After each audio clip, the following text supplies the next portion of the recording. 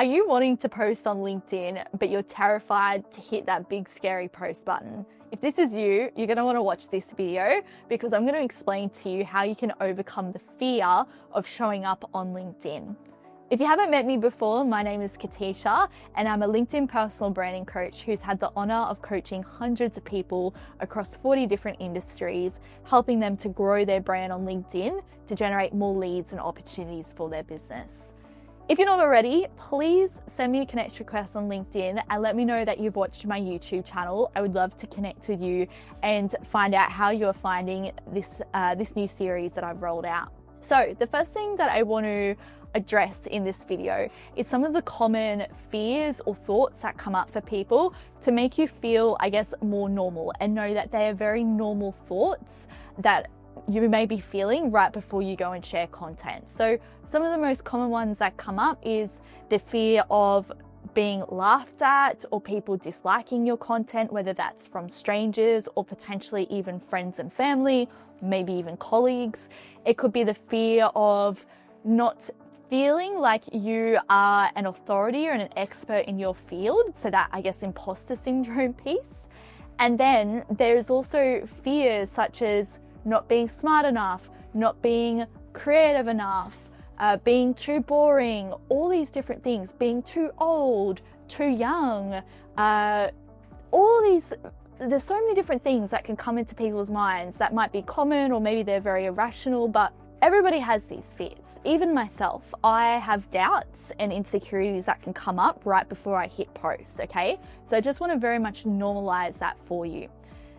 The thing though is that if you're here watching this video right now, it's telling me that you have an interest in growing your personal brand on LinkedIn. I'm going to take a guess that it's not because you're just doing it for the heck of it. It's because you're wanting to generate opportunities for yourself and you're wanting to grow your business off the back end. That means that you have a purpose behind growing your brand. You want to help more people, you want to build a legacy that you're proud of, and you're wanting to create a life that you've always dreamed of. The reason I'm mentioning this is because this is really important to have a goal, to have a destination. For when those days the self-doubt really creeps in, you need to remind yourself of what that end goal is. Because at the end of the day, regardless of who you are and what you post, there's always going to be people that like you, love you, and hate you. It's just the reality of the world, right? And something that I laugh about is the fact that if I was to ask you, do you love every single person on this planet? I would dare say that you probably got some enemies out there, right? Some people that you probably don't like very much, which is totally normal and totally cool. But if you've got people that you don't really like, how can you expect everybody to like you? So sometimes when it comes to, I guess, growing your brand, you actually just need a bit of logical perspective around it and know that you're going to find your right tribe. So once you know what your higher purpose is, and so for me, for example, mine is I want to inspire more people to take braver action in their life. I want to grow a business that allows me to travel the world, and I want to impact hundreds and hundreds of people, right? And help them to do the same thing. So those are my goals with my business and my life. And I always have them in the back of my mind when I go to share content online. I go through this process once I'm clear around the goals and things I want to achieve. Every time I go and post content that maybe I'm a little bit nervous about, I always ask myself these 3 questions. So I ask myself, is this in alignment with my values? Is it in alignment with my personal brand? And am I actually providing value through the content? So that value can come in different forms. It could be through education, it could be through entertainment, but whatever it is, I want to make sure that if somebody was to read or engage in the content, that they would get something from that post. If you can answer yes to all 3 of those questions, hit that post button. And the reason I say that is because, like I said before, not everybody is going to love you, but it's important that your content is in alignment with your values. So make sure that before you actually go on this personal branding journey, you have a think about what your personal values are. And I use those as my compass as to what feels right and what I'm comfortable with posting online. So that's a really good trick for you there. When it comes to imposter syndrome, I feel like this is a really hot topic at the moment. Everybody's feeling imposter syndrome, having a bit of a whinge about it and saying that they're not sure how to overcome imposter syndrome.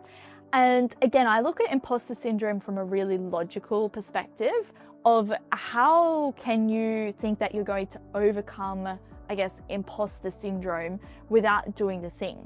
Because all imposter syndrome is your body literally telling you that you don't have evidence for the thing you're about to do, which makes total sense. Like, how can you be full of confidence doing something brand new when you don't have the evidence that you've done it before?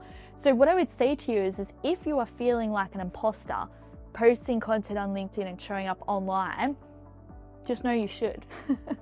You should feel like an imposter in a way because you haven't done that before. So instead of trying to avoid imposter syndrome or think about how to overcome imposter syndrome, actually go and seek more of it.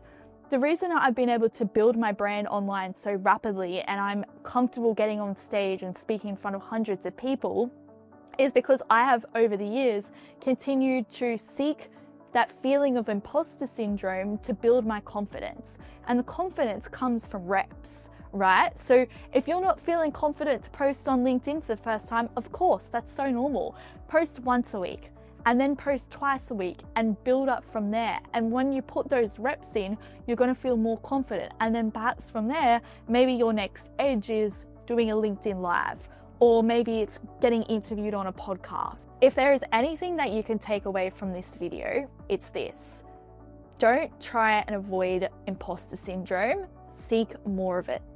Because when you seek more imposter syndrome, all you're doing is you're trying new things and you're getting outside of your comfort zone and you're putting in the reps and building your confidence. So look for more things that is outside of your comfort zone, whether that's actually in your personal life or in your business, because that's going to then give you the confidence to keep showing up online. The last thing that I want to leave you with in this video is a bit of tough love. It's something that I share with my clients and I reflect back to them often, is if you're watching this video right now and you know that you're good at what you do, you know you have value to offer the world, I think you're being incredibly selfish to not put yourself out there. By not growing your personal brand online and letting more people know what it is you do, you're limiting the people that you can help.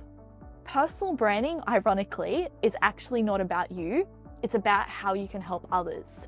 So I say this with so much love and respect, but get out of your head and start posting more content. Stay tuned because in the next episode that I'm going to be dropping, I'm going to show you LinkedIn content copywriting tips, which will help you to generate your first 6 figures in inbound leads.